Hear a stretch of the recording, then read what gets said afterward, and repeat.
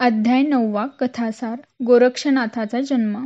अयोध्येहून मच्छिंद्रनाथ निघाल्यानंतर मथुरा, अवंती, काशी, काश्मीर, प्रयाग, गया आदी करून तीर्थे करीत करीत तो बंगालात गेला. तेथे चंद्रगीर गावात उतरल्यावर भिक्षेस निघाला असता त्याला एका ब्राह्मणाचे घर दिसले. ते पाहताच त्याला भस्माची आठवण झाली. तो मनात विचार करू लागला की मागे मी भस्म मंत्रून दिले होते ते हेच घर. एटच्या यजमानबाईचे नाव सरस्वती. तिला मी 12 वर्षांनी परत येईल म्हणून सांगितले होते. तिचा मुलगा कसा आहे तो पाहावा असा विचार करून तो त्या घराजवळ गेला व बाहेरून त्याने तिचे नाव घेऊन हाक मारली. हाक ऐकून ती बाहेर आली व गोसावी पाहून भिक्षा आणून घालू लागली. तेव्हा खून पटण्यासाठी त्याने तिला तिचे व तिच्या नवऱ्याचे नाव वगैरे विचारले. त्यावरून तिने आपले नाव सरस्वती, नवऱ्याचे दयाळ व जात गौड ब्राह्मण वगैरे सर्व सांगितले. तेव्हा त्यास खून पटली. मग मुलगा कोठे आहे म्हणून त्याने तिला विचारले असता मला अजूनपर्यंत पुत्र झालाच नाही असे तिने उत्तर दिले. हे ऐकून मच्छिंद्रनाथ म्हणाला, तू खोटे का बोलतेस? तुला पुत्र होण्यासाठी मी विभूती मंत्रून दिली होती, ती काय झाली? असे विचारताच ती घाबरली व आपण ती उकिरड्यावर टाकली. हे वाईट केले म्हणून तिला पूर्व पश्चाताप झाला. आता हा कानफाड्या माझी काय दशा करील कोण जाणे. आता मी तरी काय करू? याने मला पक्के ओळखले असे विचार तिच्या मनात येऊ लागले. ती भांबावून गेली. तशातच मच्छिंद्रनाथ पुत्र दाखवण्यासाठी वारंवार तिला टोचीत होताच. नंतर ती त्याच्या पायावर मस्तक ठेवून म्हणाली, योगीराज, माझा विश्वास नव्हता म्हणून तुम्ही दिलेला प्रसाद मी उकिरड्यावर टाकून दिला. या माझ्या अन्यायाची मला क्षमा करा.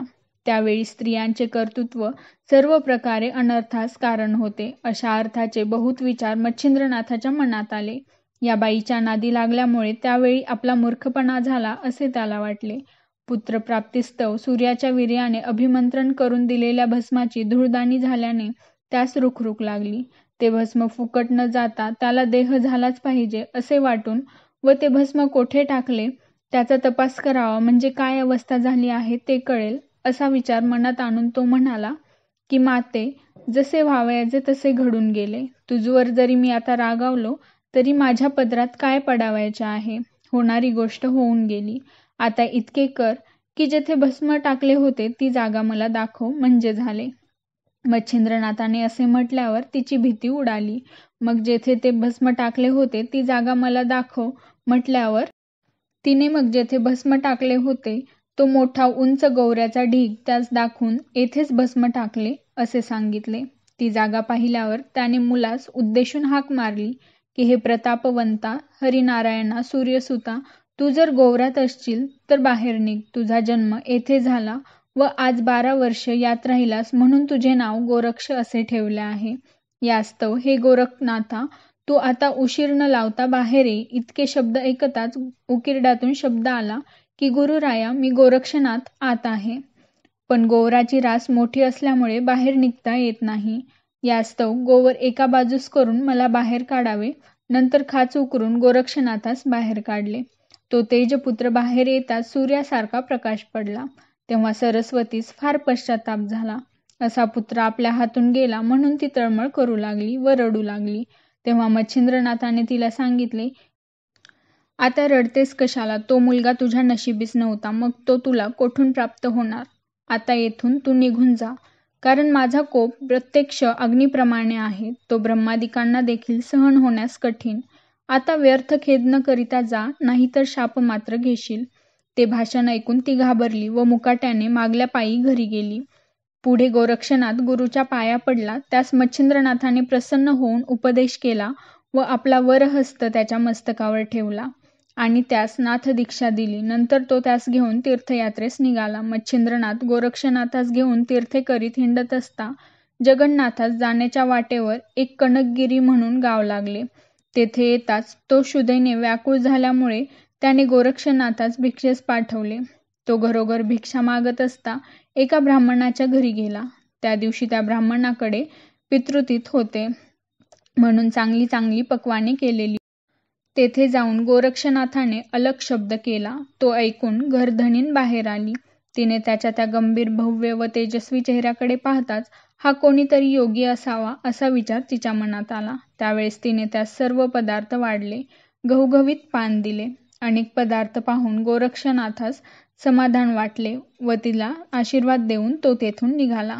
पोटापुरती बेगमी झाली असे पाहून तो जास्त न फिरता माघारी गेला व ती भिक्षा त्याने गुरुपुढे ठेवली.